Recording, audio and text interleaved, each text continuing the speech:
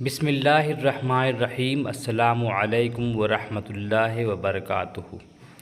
Ranchi university semester 2 NEP 2020 اور دیگر universities میں جہاں سعادت حسن منٹو نصاب میں شامل ہیں، ان کی خدمت میں آج منٹو کی مختصر سوانح لے کر حاضر ہوئے ہیں۔ سعادت حسن منٹو کا اصل نام سعادت حسن تھا اور قلمی نام منٹو۔ وہ اپنے قلمی نام سے ہی ادبی دنیا میں مشہور ہوئے۔ ان کا تعلق کشمیر کی ذات منٹو سے تھا۔ منٹو کو اپنے کشمیری ہونے پر فخر تھا۔ وہ 11 مئی 1912 عیسوی کو ضلع لدھیانہ، پنجاب کے سمرالا گاؤں میں پیدا ہوئے۔ ان کے جد اعلیٰ خواجہ رحمت اللہ 18ویں صدی کے آخر میں یا 19ویں صدی کے اوائل میں کشمیر سے ہجرت کر کے پنجاب منتقل ہوئے اور لاہور میں بس گئے۔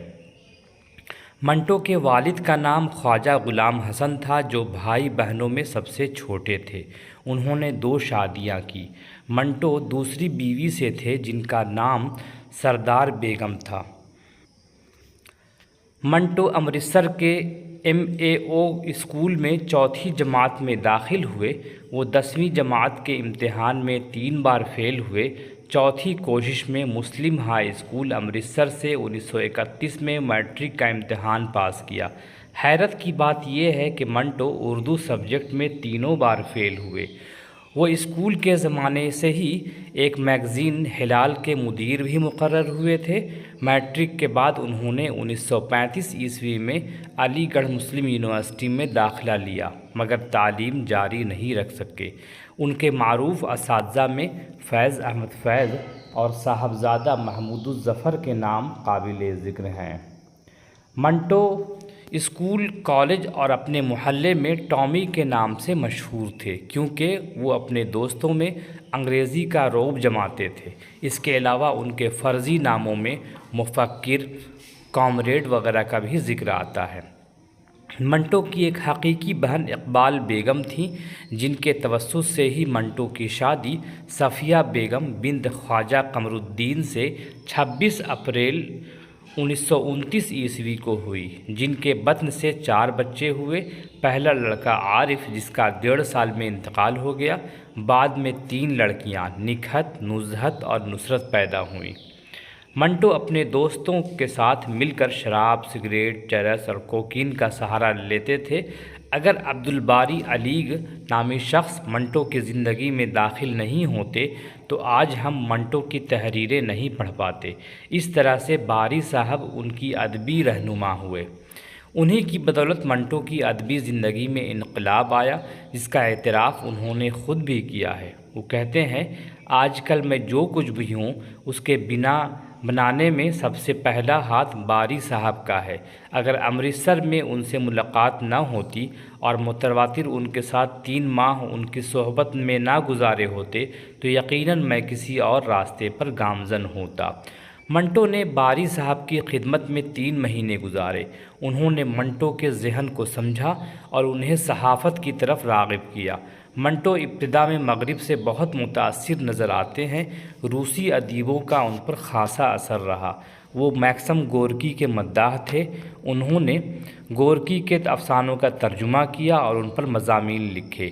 گوگول، ترگنیف اور چیخوف کا بھی مطالعہ کیا، جن کی تخلیقات کو پڑھ کر منٹو نے افسانہ نویسی کا آغاز کیا۔ منٹو کا قیام امرتسر کے بعد ممبئی میں رہا اور وہ 1935 کے آس پاس ممبئی چلے گئے، جہاں وہ 1935 سے 1947 تک رہے۔ علاوہ ازیں وہ دہلی میں آل انڈیا ریڈیو سے بھی وابستہ رہے تھے۔ 15 اگست 1947 کو ہندوستان آزاد ہوا اور 2 حصوں میں تقسیم ہو گیا، ہندوستان ہندوؤں کے لیے اور پاکستان مسلمانوں کے لیے۔ تقسیم کے بعد منٹو نے اپنے بچوں کو پہلے ہی پاکستان بھیج دیا تھا کہ حالات بہتر ہوں گے تو انہیں واپس بلا لیں گے، لیکن ایسا نہ ہو سکا۔ انتظار کرتے کرتے آخر کار منٹو بھی جنوری 1948 کو پاکستان چلے گئے۔ منٹو تاحیات معاشی طور پر پریشان رہے۔ آزادی سے قبل بمبئی میں ان کی آمدنی بہتر ہوئی تو تقسیم کا سانحہ پیش آیا۔ پاکستان میں انہیں کوئی مستقل ملازمت نہ مل سکی۔ آخری 3 سال مستقل آمدنی نہ ہونے اور صحت کی خرابی کی وجہ سے پریشان رہے۔ حالات سے تنگ آ کر 2 دفعہ پاگل خانے بھی گئے۔ عصمت چغتائی کو خط لکھا کہ کوشش کر کے ہندوستان بلوا لیں، لیکن وہ واپس ہندوستان نہ آ سکے اور عارضۂ تپدق میں مبتلا ہو کر 18 جنوری 1955 عیسوی کو لاہور میں ابدی نیند سو گئے۔ کسی نے بڑا نامور افسانہ نگار تھا سے تاریخ وفات 1347 ہجری نکالی ہے۔ اب ہم بات کریں گے ادبی خدمات۔ منٹو نے اپنا اولین افسانہ تماشا کے عنوان سے لکھا، جو باری صاحب کی ادارت میں شائع ہونے والا 7 روزہ خلق امرتسر کے پہلے شمارے اگست 1934 میں شائع ہوا۔ منٹو کی بنیادی پہچان افسانہ نگار کی ہے، لیکن انہوں نے مختلف اصناف میں طبع آزمائی کی ہے۔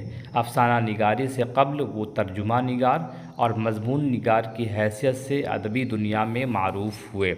بغیر عنوان کے نام سے 1954 میں ایک ناول لکھا، مزاحیہ مضامین کے مجموعے منٹو کے مضامین 1942، تلخ ترش اور شیریں 1954، اوپر نیچے اور درمیاں 1954 قابل ذکر ہیں۔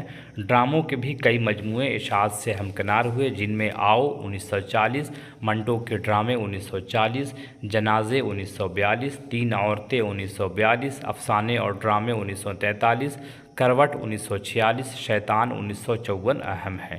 انہوں نے خاکہ نگاری میں بھی اپنی پہچان بنائی اور خاکوں کے کئی مجموعے بھی شائع ہوئے، جن میں عصمت چغتائی 1948، گنجے فرشتے 1952، نور جہاں سرور جہاں 1952، لاؤڈ اسپیکر 1955 قابل ذکر ہیں۔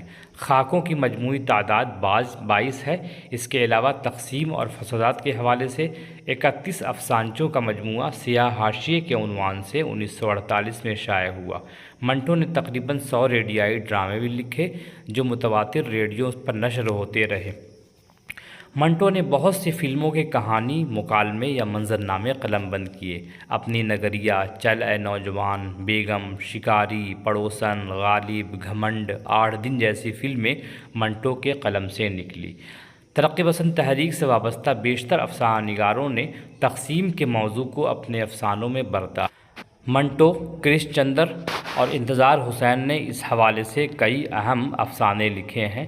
منٹو کے نمائندہ افسانوں میں منٹو نے تقریباً 4 درجن افسانے تقسیم کے حوالے سے لکھا۔ ان کے نمائندہ افسانوں میں ٹوبہ ٹیک سنگھ، موزیل، ٹھنڈا گوشت، کھول دو، سہائے، گورمکھ سنگھ کی وصیت، عزت کے لیے، وہ لڑکی، ننگی آوازیں وغیرہ قابل ذکر ہیں۔ منٹو ایک بے باک افسانہ نگار تھے۔ انہوں نے سماج میں پھیلی برائیوں پر واضح طور پر اظہار خیال کیا ہے۔ جنس نگاری یعنی سیکس ان کا پسندیدہ موضوع ہے، اور بمبئی کی طوائف کو بنیاد بنا کر انہوں نے ڈھیر سارے افسانے بھی لکھے ہیں۔ ان کے کئی افسانوں پر فحاشی کا الزام بھی لگا۔ بو، ٹھنڈا گوشت، کالی شلوار، دھواں، کھول دو اور اوپر نیچے اور درمیاں قابل ذکر ہیں۔ طوائف کی زندگی پر منٹو نے ہتک، کالی شلوار، 10 روپے، جانکی، پھوبا بائی، شاردا، سراج، 100 کینڈل پاور کا بلب اور سرکنڈوں کے پیچھے بہترین افسانے ہیں۔ مجموعی طور پر کہہ سکتے ہیں کہ منٹو کے افسانوں میں فرقہ وارانہ فسادات، جنسی اور نفسیاتی مسائل، تقسیم ہند کا المیہ اور زندگی کا گھناؤنا پن خاص موضوعات ہیں۔ وہ اپنے دور کے سب سے زیادہ باغی تخلیق کار اور فحش نگار بھی قرار دیے جاتے ہیں۔ ان کے فن پر طرح طرح کی نکتہ چینی کی گئی، اعتراضات کیے گئے اور مقدمے چلائے گئے، لیکن انہیں ہر موضوع پر سرخروئی حاصل ہوئی۔ منٹو نے پورے سماج اور زمانے کے مسائل پر قلم اٹھایا۔ منٹو کے افسانے سماجی نوعیت کے ہیں۔ طبقاتی نظام کے نتیجے میں نچلے طبقے کے لوگ، ان کے ذہن، ان کی سماجی نفسیاتی اور جنسی مسائل کو انہوں نے اپنا موضوع بنایا ہے۔ اب دیکھتے ہیں کہ مشہور اقوال کون کون سے ہیں۔ خود منٹو کا قول ہے کہ چکی پیسنے والی عورت جو دن بھر کام کرتی ہے اور رات کو اطمینان سے سو جاتی ہے، میرے افسانوں کی ہیروئن نہیں ہو سکتی۔ میری ہیروئن چکلے کی ایک رنڈی ہو سکتی ہے جو رات کو جاگتی ہے اور دن کو سوتے سوتے ہی کبھی کبھی یہ ڈراؤنا خواب دیکھ کر اٹھ بیٹھتی ہے کہ بڑھاپا اس کے دروازے پر دستک دینے آیا ہے۔ یہ منٹو کا قول ہے۔ پھر حسن عسکری کہتے ہیں موضوع اور ہیئت کا پیشہ ور فنکار ہے۔ عزیز احمد کہتے ہیں جنس نے منٹو کی جگہ مذہب کی جگہ لے لی ہے۔ محمد حسن کہتے ہیں کہ اردو افسانے کا برنارڈ شاہ ہے منٹو۔ اب ہم لوگ دیکھیں گے ان کے افسانے کون کون سے ہیں۔ افسانوں کے مجموعے کئی ہیں۔ افسانوں کے مجموعوں کی بات کریں تو پہلا مجموعہ ان کا ہے آتش پارے ہے 1936 عیسوی، منٹو کے افسانے 1940 عیسوی، دھواں 1941 عیسوی، افسانے اور ڈرامے 1943 عیسوی، لذت سنگ 1947 عیسوی، چوغد 1948 عیسوی، ٹھنڈا گوشت 1950 عیسوی، خالی بوتلیں خالی ڈبے 1950 عیسوی، بادشاہت کا خاتمہ 1951 عیسوی، یزید 1951 عیسوی، نمرود کی خدائی 1952 عیسوی، سڑک کے کنارے 1953 عیسوی، اوپر نیچے اور درمیان 1954 عیسوی، سرکنڈوں کے پیچھے 1954 عیسوی، پھندنے 1954 عیسوی، بغیر اجازت 1955 عیسوی، رتی ماشا تولا 1955 عیسوی، برقعے 1956 عیسوی، شکاری عورتیں 1956 عیسوی۔ یہ کتابیں ان کی ہیں۔ اور اس کے علاوہ آپ اگر منٹو کے حوالے سے مزید معلومات حاصل کرنا چاہتے ہیں تو درج ذیل کتابوں سے آپ مستفید ہو سکتے ہیں۔ پہلی اہم کتاب ہے منٹو ایک مطالعہ، وارث علوی کی ہے، 1997 میں لکھی گئی ہے، کافی ضخیم کتاب ہے۔ دوسری کتاب ہے منٹو کا اسلوب، طاہرہ اقبال کی کتاب ہے، 2012 میں شائع ہوئی ہے۔